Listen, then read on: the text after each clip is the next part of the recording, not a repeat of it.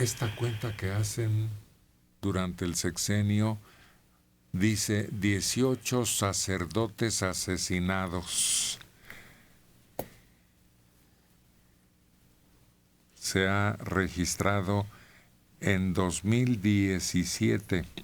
Por 9º año consecutivo, México es considerado peligroso para el sacerdocio, según el Centro Católico Multimedial.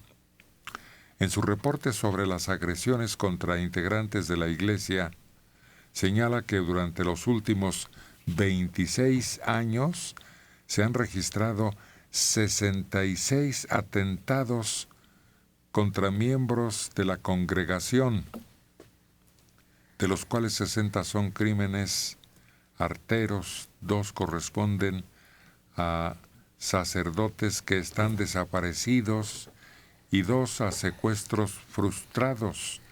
La lista la encabeza un cardenal, 44 sacerdotes, un diácono, 4 religiosos, 9 laicos y una periodista católica. Caray, pues ha estado tupido. Creo que el más sonado es el de Guadalajara en el estacionamiento del aeropuerto. Sí, claro. Por la importancia dentro del grupo de los dirigentes católicos, por la situación, el momento en que se dio de mucha confusión y por qué nunca hemos sabido bien a bien quién fue y cómo fue y por qué. Como siempre. Bueno, sí.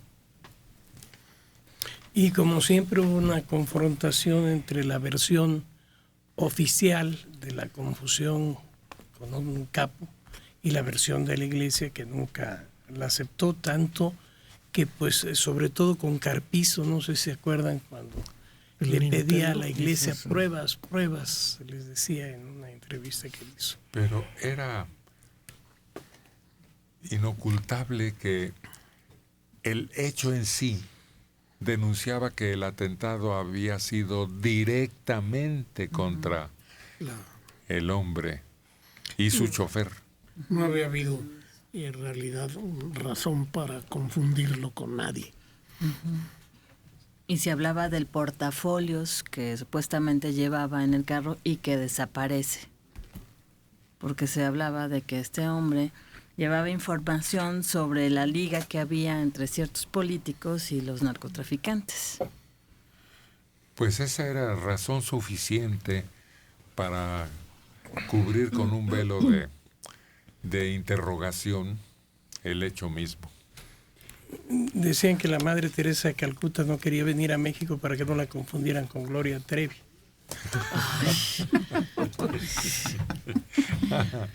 Qué aberración, pero bueno. El buen humor del mexicano se convierte de negro profundo en chascarrillo. Sí, y fue muy clara esa situación al día siguiente del temblor de 1985, donde abundaban los chistes al respecto, que sobre todo para quienes habían tenido una pérdida le parecía insultante, pero finalmente creo que es una forma de liberar válvula, la angustia, ¿no? Fíjate que cuando San Juanico igual. Sí. Sí. Increíble, pero cierto, el mexicano le encuentra ese pretexto para reír de alguna manera ante tragedias tan brutales. En una ocasión estaba yo un poco enfermo de diabetes, bueno, un poco muy mal, y llega un primo mío y me dice, con que agonizando, Imagínense el chiste tan negro, y eso yo creo que nomás en Veracruz se da, ese tipo de humor tan grueso. Pero ahí sí cabe según el personaje, ¿no? Sí, se lleva, tiene una confianza y demás. Sí, yo vi que se llevaba muy fuerte algunos, aunque entregando el equipo, Sí. Y sí, estaba a punto felpe, ¿no? Como decían. ¿No te acuerdas cuando el tocayito nos platicó el hombre ya en sus últimos días, con padecimientos diversos y en silla de ruedas, y se lo encuentra uno de los polivoces y empieza a dar manotazos a su alrededor y le dice el tocallito: ¿qué traes? ¿Qué te pasa? ¿Qué haces? Mi hermano, te estoy espantando. Los sopilotes. Sí nos lo platicó. Sí, lo platicó el tocallito. Sí. Se habían encontrado Eduardo Manzano y él ahí por Miguel Ángel de Quevedo. Hay un cardenal en el banquillo de los acusados. Allá en Australia, en Melbourne, el cardenal George Pell,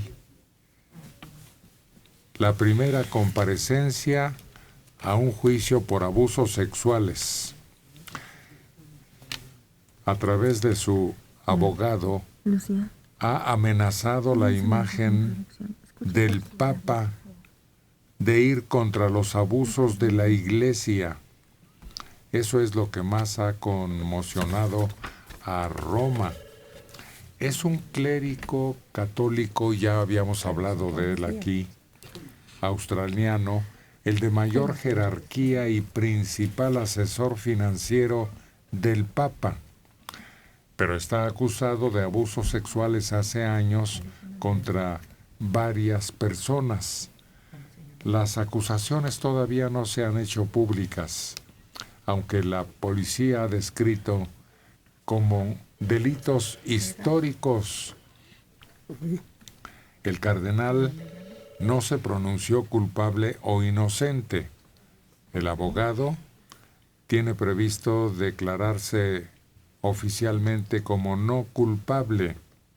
Para evitar dudas y debido al interés, indicó que el cardenal se hallaba declarando no culpable de todos los cargos. Pues este es un escándalo tremendo, otro más de los que sacuden al Vaticano incluso.